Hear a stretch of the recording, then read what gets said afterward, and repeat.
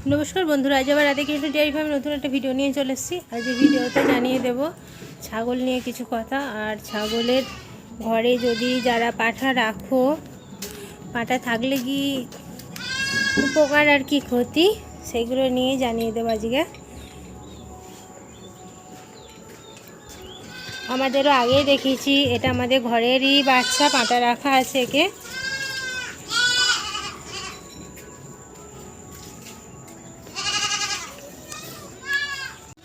प्रथमे जानिए दी घरे पाठा ना रखले जारा छागल बेशी पुषबे बाड़ीते तारा निजेरा घरेर भालो पाठा देखिए प्रथम छागल एक भालो बाइरेर माने बाइरेर जारा टाका दिए टाकार बिनिमये छागल राखले जे पाठागुलो दिए आय करानो हय सेई करिए निये भालो बाच्चा होबे सेई भालो बाच्चा देखे एकटा पाठा घरे राखबे जादेर बेशी छागल थाकबे तादेर जोन्नो बोलछि। और ताहले कि हय घरे एक पाठा रखले छागल ताड़ाताड़ी हिटे आसे। और यदि घरे पाठा आमादेरो जेमन आगे जखन प्रथम छागल निई तखन घरे पाठा छिलो ना अनेक दिन टाइम निये नित हिटे आसते डाकते छागल छागल गाभिन होते अनेक टाइम लागतो। और तारपर एटा आमादेर घरेरই बाच्चा भालो बाइरेर पाठा देखिয়েছিলাম দিয়ে বাচ্চা হয়েছিল দুটো একটা খাসি করিয়েছিলাম আর একটা পাঠা রেখেছিলাম। তারপর এখন খুব তাড়াতাড়ি সব গাভিন হয়ে যায় ছাগলগুলো। আর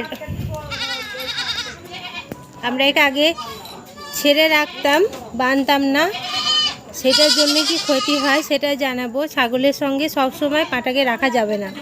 পাটা ঘরে রাখলে পাটাকে আলাদা করে রাখতে হবে অন্য জায়গায়। কারণ ছাগলের সাথে সব সময় পাঠা যদি অল টাইম রাখা থাকে তাহলে ছোটো ছোটো বাচ্চা ছাগলগুলোকে গাভিন করে দেবে দিয়ে বাচ্চা ছাগলগুলোর বাচ্চা দাঁড়াবে না নষ্ট হয়ে যাবে তাতে ছাগলগুলোরও ক্ষতি হবে। আর বাচ্চা হওয়ার ফলে ছাগলেও ক্ষতি হবে বাচ্চাটা তো নষ্টই হবে এরকম হবে। সেই জন্য পাটাটাকে আলাদা রাখতে হবে। আর পাটাটাকেও চেষ্টা করতে হবে যে সবসময় অল টাইম বেঁধে না রাখার। কারণ সারাক্ষণ বেঁধে রাখলে পাটাটা মারকুটে হয়ে যায় বদমাইশ হয়ে যায়। আমাদেরও যেমন আমরা কিছু কিছু টাইম ছেড়ে দিই ওকে একটু করে ঘোরে আর গরুর সাথে লড়াই করে কিন্তু আমাদের মানুষ কাউকে মারে না। কিন্তু আমাদের এখানেই অনেক পাটা আছে মানুষকে মারে খুব মারকুটে হয়ে যায়। সেই জন্যে ছেড়ে দিতে হবে একটু করে ঘোরাতে হবে করতে হবে। ও মানুষের সাথে সাথে থাকলে অতটা মারকুটে হবে না। আর সারাক্ষণ ছাগলের সাথে রাখা যাবে না তার ফলে কোন ছাগলটা কখন ডাকলো হিটে আসলো সেটাও বোঝা যাবে না। আর এই যে বাচ্চা বাচ্চা ছাগলগুলো আছে এই বাচ্চা বাচ্চা ছাগলগুলো গাভিন হয়ে গেলে সমস্যা হবে।